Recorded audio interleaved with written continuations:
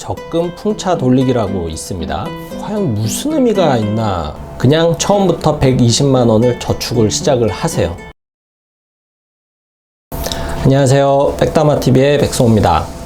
돈 모으는 방법이라고 이렇게 검색을 많이 하시잖아요. 그러면은 가장 많이 또 나오는 방법 중에 하나가 적금 풍차 돌리기라고 있습니다. 이게 이제 젊은 분들 그리고 이제 사회 초년생들 사이에서 뭐 꽤나 대중적이기도 하고 또 각광받는 이제 재테크 방법 중에 하나인데, 하지만 저는 이게 과연 무슨 의미가 있나 싶어요. 이게 적금을 풍차 돌리기 식으로 하면은 뭐 이자가 높아지기를 하나, 아니면은 단리였던 상품이 뭐 복리로 바뀌기를 하나, 이게 아니거든요. 하지만 돈을 모으는 데 있어서 저는 사람들이 정작 중요한 거를 많이 좀 놓치고 있지 않나 라는 이제 생각을 하고 있는데요. 그게 무엇인지, 또 돈을 모으기 위해서는 어떤 방법을 해야 되는지에 대해서 오늘 알려드리도록 하겠습니다.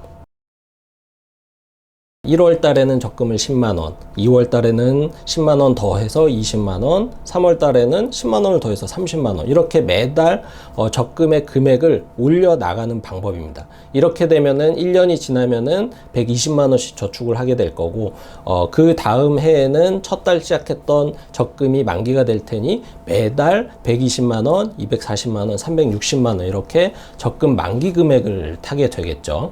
이 방법을 흔히 말하는 적금 풍차 돌리기라고 하는데요.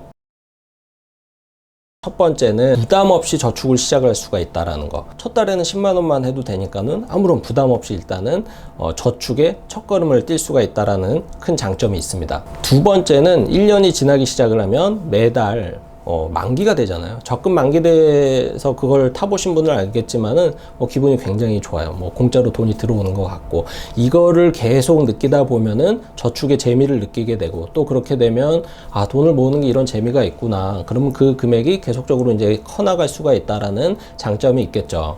세 번째는 이제 리스크 관리인데, 사람 일이라는 게 저축을 하다 보면은 큰 돈을 쓸 때가 생길 수도 있고, 또 이번 달에 소득이 좀 제대로 안 나와서 저축을 못 할 때가 있을 수도 있겠죠. 1월달, 2월달, 3월달에 가입한 적금만 해지를 해서 돈을 찾아서 급한 일에 쓴다든지, 이런 것들이 가능하기 때문에 어떤 리스크, 유동성, 그러니까 현금이 필요한 상황에 현금을 도달하기가 좀 더 편하다라는 장점을 갖고 있는 거죠.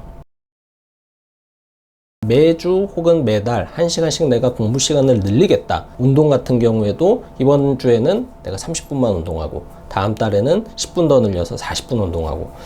물론 이것들은 어느 정도 현실 가능성이 있습니다.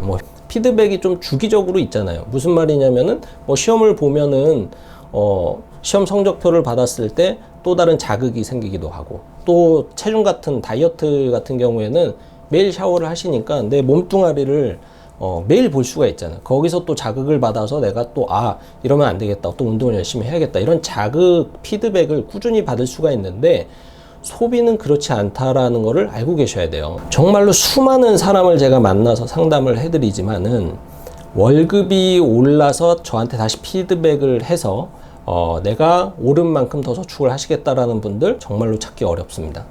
그만큼 소비라는 것은 줄이기가 굉장히 어려워요. 왜냐하면 기본적으로 물가가 상승을 하기 때문이죠. 어떠한 방식으로든 한번 높아진 소비를 다시 낮춘다라는 것은 생각보다 쉬운 일이 아니고 정말로 어려운 일이거든요. 그리고 요즘 같은 시대에서 각종 SNS와 마케팅, 그리고 TV 이런 거를 통해서 저희들은 늘 기업의 마케팅에 먹잇감들이잖아요. 지갑에서 돈을 꺼내지 않기가 너무나도 힘든 세상에 이제 살고 있는데, 적금 풍차 돌리기 재테크의 방법은 이 소비를 빨리 잡을 수 없다라는 것에 저는 문제가 좀 있다라는 생각을 하고 있어요. 이걸 매달 조금씩 저축액을 늘리고 반대로 매달 조금씩 소비를 줄이겠다라고 하는 것은 어려운 방법이다라고 말씀을 드리고 싶습니다. 소비 개선이 안 될 거예요. 왜냐면은 제가 해봐서 알거든요. 진짜 힘듭니다. 그냥 처음부터 120만 원을 저축을 시작을 하세요. 10만 원씩 늘려서 1년 뒤에 120만 원을 저축할 수 있는 사람이라면은 당장 다음 달부터, 이번 달부터 120만 원 저축이 가능합니다. 소비를 포기하세요. 그러면 가능해요. 근데 사람 심리가 좀 되게 웃기죠. 저희가 이렇게 핸드폰 신용 나오면은 어떤 기종에 대해서는 굉장히 고민을 많이 하지만 또 자동차도 뭐 비슷하죠. 차종에 대해서 고민을 하고 월 할부 금액에 대해서 어느 정도는 이제 부담과 여유로움을 느끼기도 하지만은 결코 이걸 3년, 5년을 할부를 했을 때 내가 이거를 내지 못할 것이다 라는 생각을 갖고 소비를 저지르는 사람들은 굉장히 드뭅니다. 근데 저축을 하라고 하면은 좀 이야기가 많이 달라집니다. 이런 말씀들을 꼭 하세요. 내가 이거 시작을 했다가 중간에 갑자기 무슨 일이 생겨가지고 돈이 필요하면은 어떡하냐, 해지를 해야 되지 않냐, 난 그게 너무 싫다, 이렇게 말씀들을 많이 하시죠. 아니 근데 저는 생각이 그래요. 해지를 하면 좀 어때요? 2달, 3달이라도 그 적금을 불입을 하면서 돈을 아꼈잖아요. 그게 조금 더 의미 있는 거 아닌가요? 반대로 이렇게 생각을 했으면 좋겠어요. 내가 적금을 안 했으면 그 돈은 결국에는 소비로 갔을 거고, 그럼 지금 남아있는 게 없잖아요. 근데 3달이라도 유지했으면 내 수중에 360만 원은 남아있다라는 거죠. 그러니까 저축은 실패하는 거에 대해서 두려움을 갖지 마셔라. 뭐 원금 날아가는 것도 아니고 뭐 내 돈 내가 중간에 찾는 거니까 이 부분에 대해서 두렵다라고 해서 시작을 못 한다라는 것은 정말 저는 어이없는 말이라고 생각을 합니다.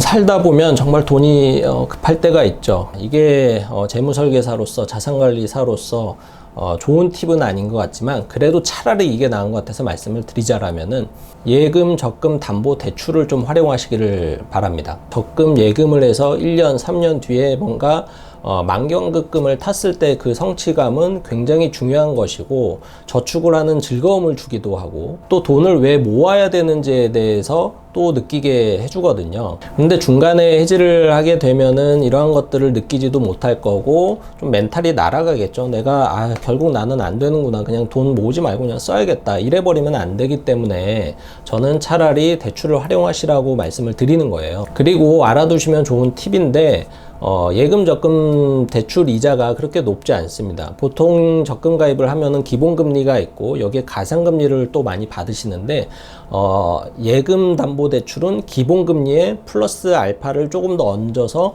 대출을 이제 해주거든요. 그러니까는 대부분의 경우에는 조금 대출을 하더라도 그 이자를 내더라도 만기 때 수령을 하게 되면은 내가 낸 이자보다 받는 이자가 더 많죠. 뭐 적금 가입하고 한 달 만에 바로 담보대출 뭐 매달 할 거는 아니니까. 그래서 저는 차라리 적금 해지를 하시는 것보다는 이자를 조금 내더라도 어차피 받는 이자가 있기 때문에 성취감을 느끼기 위해서, 돈을 모으는데 즐거움을 느끼기 위해서 대출을 활용하시는 것이 훨씬 더 좋은 방법이 될 수 있겠다라는 말씀을 드리고 싶습니다. 돈 모으는 방법의 핵심은 사실은 소득을 올리는 거다라고 저는 늘 말씀을 드립니다. 하지만 이거는 뭐 제가 할 수 있는 역할도 아니고 또 단기간에 내가 뭐 월급이 오른다라는 것은 쉽지는 않죠. 하지만 소비를 줄이는 것은 불가능의 영역이 아니다라는 것을 알고 계셨으면 좋겠어요.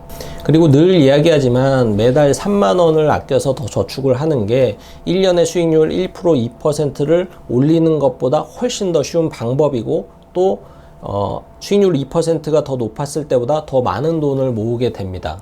돈을 모으고 싶고 많이 굴리고 싶으시다라면은 우선적으로는 내 소비 패턴이 어떤지를 한번 점검을 하시고, 내 소비 패턴이 좋지 않다라면은 첫 번째는 일단 조금 힘들게 느껴지시더라도 강제저축을 내가 할 수 있는 최대한 선에서 일단 시작을 하시는 것을 권장드리고 싶고, 조금 더 나아가서는 내가 돈을 모으는 목적이 무엇인지, 기간은 언제쯤인지, 또 정확한 규모는 언제쯤인지, 이런 것들도 구체적으로 생각을 하신다라면은 소비를 통제할 수 있는 좋은 방법이 되지 않을까 생각을 합니다. 오늘 영상 보시고 내용이 좋았다라고 생각을 하시면 좋아요와 구독 부탁드리겠습니다.